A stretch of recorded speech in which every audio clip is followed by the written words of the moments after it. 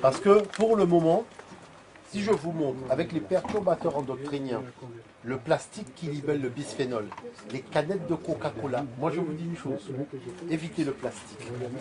Parce que le plastique fait une molécule qui est à l'identique de l'oestrogène, qui est une molécule féminine. Qui fait que quand vous laissez de l'eau dans du plastique, par exemple au chaud, cette molécule va dans l'eau. Et par exemple, je vous interdis de mettre un biberon dans le micro-ondes. C'est-à-dire si vous devez... Ah oui, c'est-à-dire qu'il faut éviter, mais surtout, il faut éviter, vous achetez un plat préparé, le bac du plat préparé, il ne faut pas le mettre dans le four à micro-ondes. Il faut éviter, vous voyez, tout ce que les gars proposent en termes de contenu, de contenants. Parce que les contenants contiennent de l'aluminium, contiennent de la bisphénol, contiennent il y a des phtalates, il y a tellement de problèmes. Et qui fait qu'on a remarqué une chose, c'est que les petites filles ont un développement du corps beaucoup trop précoce, que les garçons ont un problème inverse, c'est la féminisation, vous voyez, et qui fait que ça ralentit énormément le processus de reproduction au niveau des organes, et ça entraîne le phénomène de la chute de natalité. Vous voyez ce que je veux dire? Et les gars sont rentrés dans un processus où tout ce qu'on vous vend à l'hypermarché est cancérigène.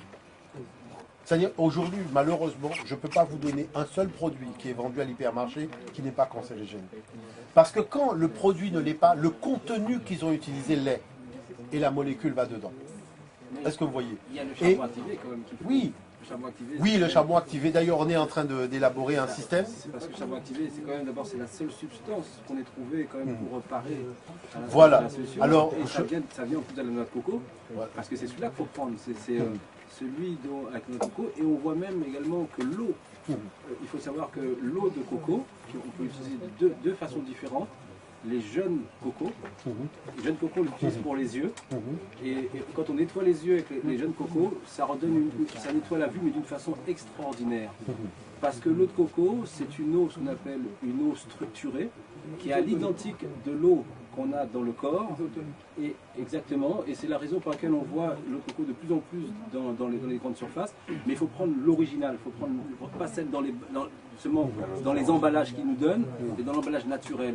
Et l'eau de coco a des vertus extraordinaires. Tout à fait. Et pour compléter ça, c'est pour ça que dans le bouche, on fait des transfusions sanguines dans oui, l'eau de coco, c'est la seule coco. Oui, c'est la seule coco. Et la chose, malheureusement, ce que je peux vous dire, j'ai discuté avec des médecins, j'ai rencontré des gens, bon, c'est loin d'être une plaisanterie. C'est-à-dire que les Occidentaux ont statué, écoutez-moi bien, après toutes ces gesticulations qu'ils ont faites depuis leur temps zéro à eux, qui n'est pas le nôtre, hein, le mode de vie à l'occidental est le mode de vie qui détruira l'humanité. C'est-à-dire, je peux vous montrer des occidentaux, des médecins qui disent eux-mêmes que le mode de vie à l'occidental, c'est le mode de vie qui détruira l'humanité. Et tout le vivant. Parce qu'il est extrêmement nocif pour la création. Donc c'est pour ça que, vous voyez, les occidentaux eux-mêmes sont en train de sortir de leur propre mode de vie. Et ils viennent en Guadeloupe, les gens veulent sortir de ce truc-là, parce qu'ils ont pris conscience que la moindre chose, le moindre vaccin contient de l'aluminium. Enfin, on va où là? On sort des médicaments par centaines du commerce des pharmacies parce qu'ils sont cancérigènes.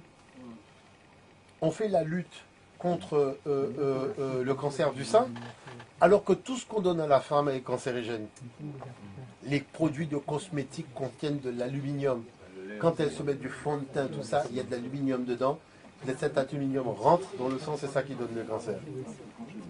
Et on leur demande de faire des produits de cosmétiques. Et quand nous faisons du naturel, le nec trouve que le naturel n'est pas à la hauteur de L'Oréal parce que je le vaux bien. Et L'Oréal te donne le cancer du sein. Donc, moi, je vous dirais une chose.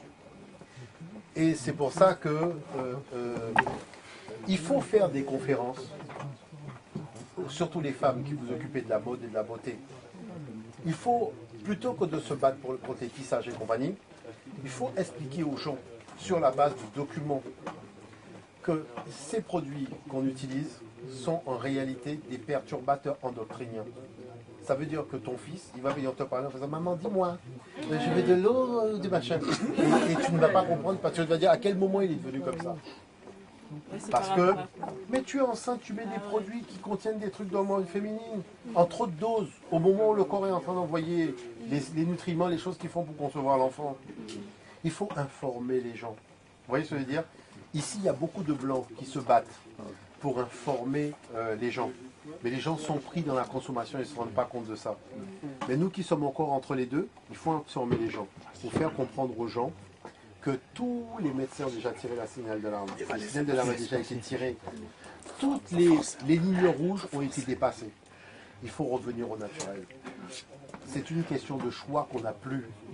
Il faut revenir à nos trucs d'antan. Beurre de karité, huile carapate, tous ces trucs-là. Il faut le refaire, autrement les gens vont attraper des maladies qui dépassent l'entendement.